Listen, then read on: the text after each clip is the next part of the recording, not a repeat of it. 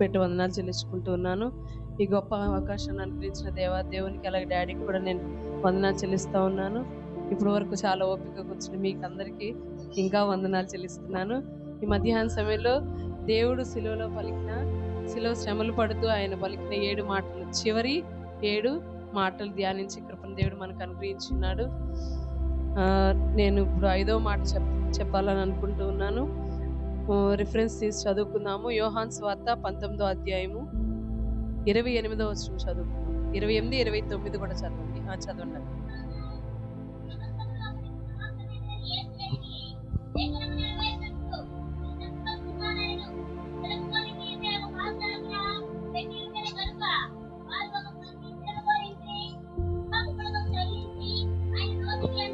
చాలండి, ప్రార్థన చేసుకుందాం.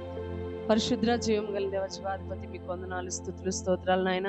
తండ్రి మధ్యాహ్న సమయంలో నాయన మీ సన్నిధిలో చేరి నాయన గుడ్ ఫ్రైడే ఆరాధన చేసుకోవడానికి ప్రభా తండ్రి శిలువలో మీరు పలికిన 7 మాటల్ని ధ్యానించే గొప్ప భాగ్యాన్ని అయ్యా ఇస్తే మీరు మాకు అనుగ్రహించినందుకు వందనాలు. ఇటు ధన్యత లేక అనేక మంది నశించిపోయి ఉండొచ్చేమో కానీ మీరు మాకు ఎంతగానో కృప చూపించినారు. మమ్మల్ని సజీవ లెక్కలో దాచి ఉంచి నాయన ఈ రీతిగా మీ సన్నిధిలో నిలిచే భాగ్యాన్ని ఇచ్చినందుకు వందనాలు నాయన. అయ్యా ఇప్పటి వరకు కూడా నాయన 4 మాటలు ధ్యానించి కృపను ఇచ్చినారు నాయన. 5వ మాటగా ధ్యానిస్తుండగా తండ్రి నన్ను మరుపరచండి, కూడిన మా అందరితో ప్రభు మీరు మాట్లాడి మీరే మహిమ పొందమని యేసుక్రీస్తు నామమున అడిగి వేడుకొంచున్నాను తండ్రి, ఆమేన్. మనం 5వ మాట ఇక్కడ చదువుకున్నాము. అటు తర్వాత సమస్తమును అప్పటికి సమాప్తమైనదని యేసు ఎరిగి లేఖనము నెరవేరినట్లు నేను దప్పిగొనుచున్నాను అనేను. అనేక మాటలు మనం విని ఉన్నాం కదా. ఇప్పుడు రుతాంటి చెప్పారు కదా, నా దేవా నా దేవా నీవు నన్ను ఎందుకు చేయి విడిచి ఉన్నావు.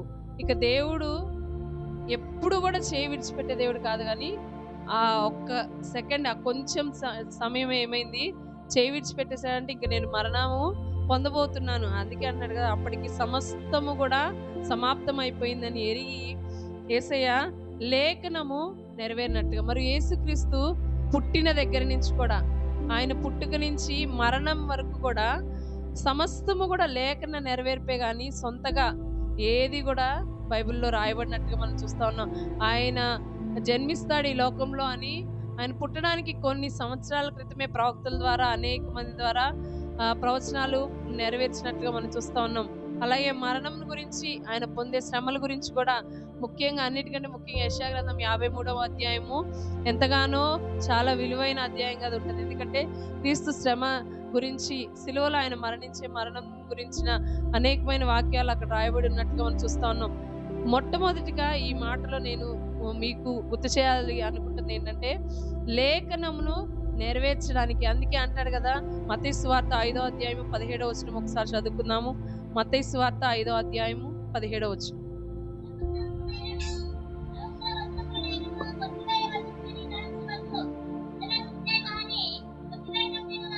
చాలండి. ధర్మశాస్త్రమైనను ప్రవక్తల వచనములైనను కొట్టివేయవచ్చునని మీరు తలంచవద్దు, అవన్నీ నెరవేర్చడానికే నేను వచ్చి ఉన్నాను అని చెప్పి, కొట్టివేయడానికి నేను ఏమాత్రం కూడా రాలేదు అని చెప్పి అంటా ఉన్నాడు. కనుక లేఖన నెరవేర్పుకి ముంగుర్తుగా ఆయన సమస్తమును కూడా చేసినట్టుగా మనం చూస్తా ఉన్నాం.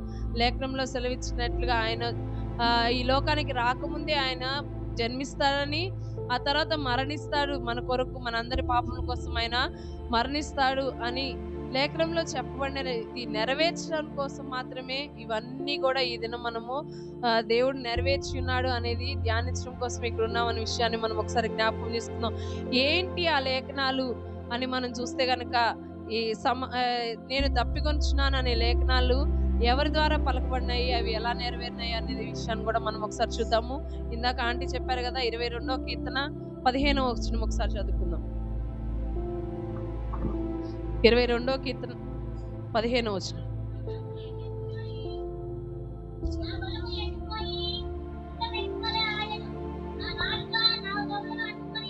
చాలండి. నా నాలుక నా దవడను అంటుకుని, అంటే నోరంతా కూడా ఎండిపోయి, ఒక ఫిజికల్ గా మనం మాట్లాడితే కనుక ఆయన పొందిన శ్రమలన్నిటికీ ఆయన నాలుక ఎండిపోయి దవడను అంటుకుంది అని చెప్పి, అంతగా ఆయన శ్రమ పొంది ఉన్నాడు అని చెప్పి మనం చూస్తా ఉన్నాం. అందుకనే ఆ శ్రమలన్నీ, ఆ లేఖన నెరవేర్పుగా దేవుడు ఏం చేస్తా ఉన్నాడు, నేను దప్పికొంచున్నాను అని అన్నాడు. మరొక లేఖనం చూద్దాం, చూడండి. 69వ కీర్తన 21వ వచనం కూడా చదువుకుందాము.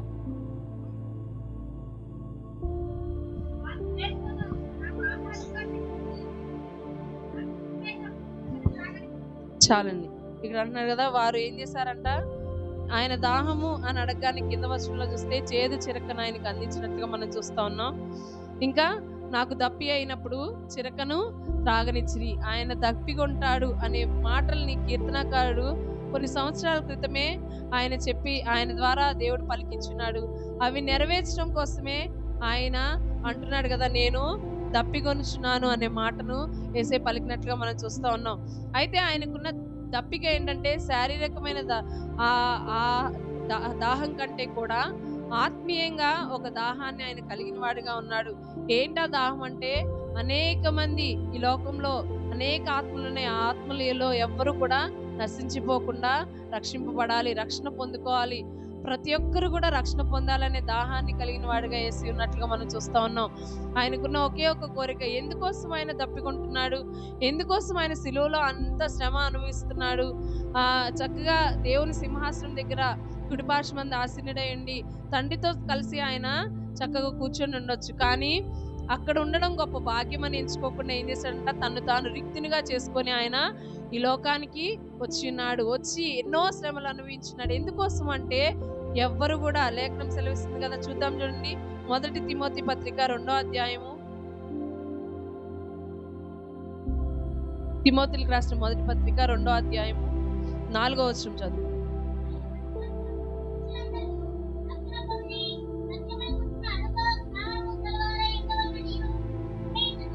చాలండి. ఇక్కడ ఒక కోరికను కలిగిన వాడుగా ఉన్నాడంట దేవుడు. ఏంటి, మనుషులందరూ కూడా రక్షణ పొందుకోవాలి, సత్యమును గురించిన అనుభవ జ్ఞానం, అనేకమైన సత్యాలు ఉన్నట్లుగా ఇదే సత్యం అని సాతాను ఏం చేస్తుంది, పడద్రోయాలని చూస్తూ ఉంటది. అది కాదు, కానీ నిజమైన రక్షణ అనుభవంలోకి నడిపించే సత్యం ఏంటో అది తెలుసుకుని అనుభవ జ్ఞానం కలిగిన వారంగా మనం ఉండాలి అని చెప్పి దేవుడు ఏం చేస్తున్నాడంట, కోరుకుంటున్నాడు. ఆయనకున్న దాహము ఏంటంటే, అందరూ కూడా రక్షణ పొందుకోవాలి, అందరూ సత్యమును తెలుసుకోవాలి. ఎందుకంటే యేసు నేనే మార్గము, సత్యము, జీవం అని ఆయన సెలవిస్తున్నాడు. ఆయన మాత్రమే మార్గము, ఆయనే సత్యమైనాడు, జీవాన్ని ఇచ్చేది ఆయనే అనే సత్యాన్ని మనం తెలుసుకోవాలి. ఆ అనుభవ జ్ఞానము మనందరిలో ఉండాలి అనే దాహాన్ని ఆయన కలిగిన వాడిగా ఉన్నట్టుగా మనం చూస్తా ఉన్నాం.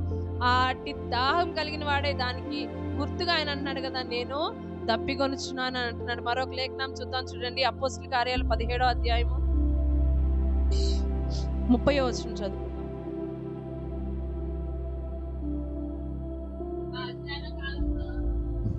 చదవండి.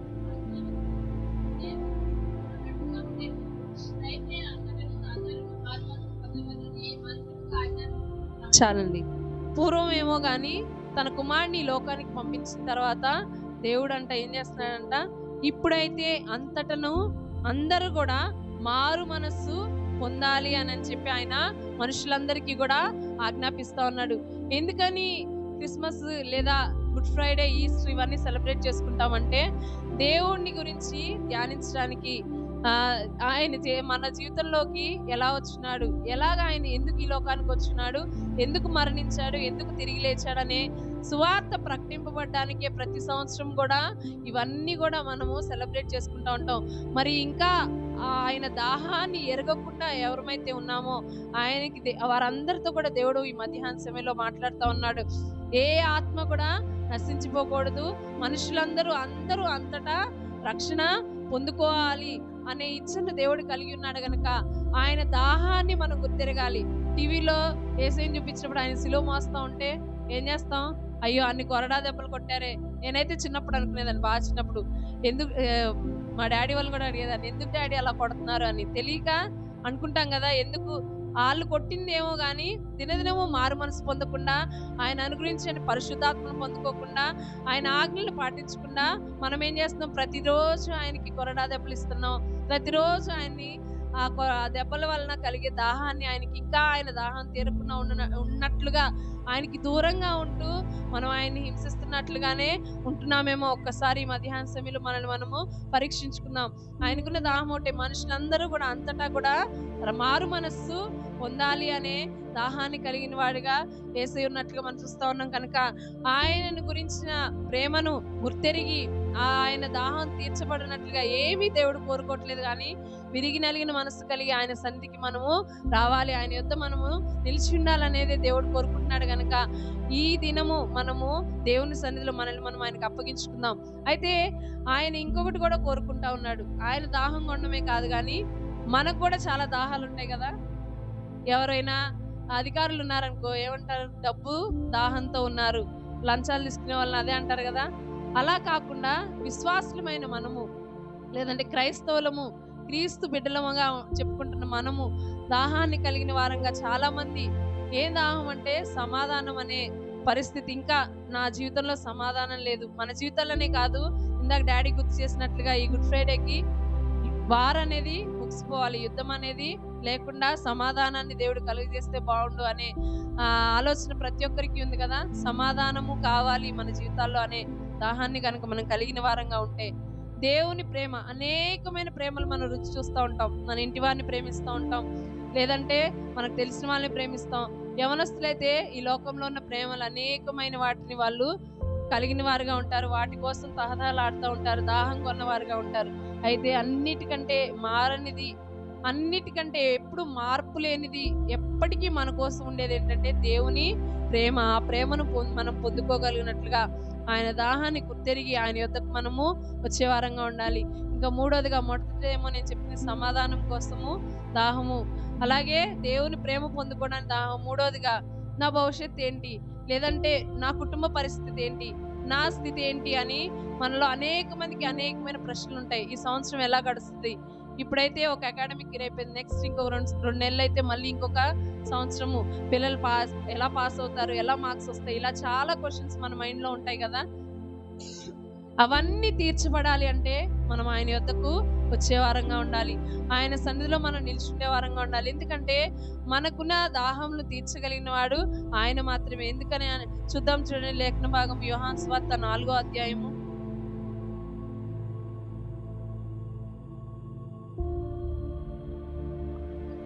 14వ వచనం చదువుకుందాం. చదువున్నాం.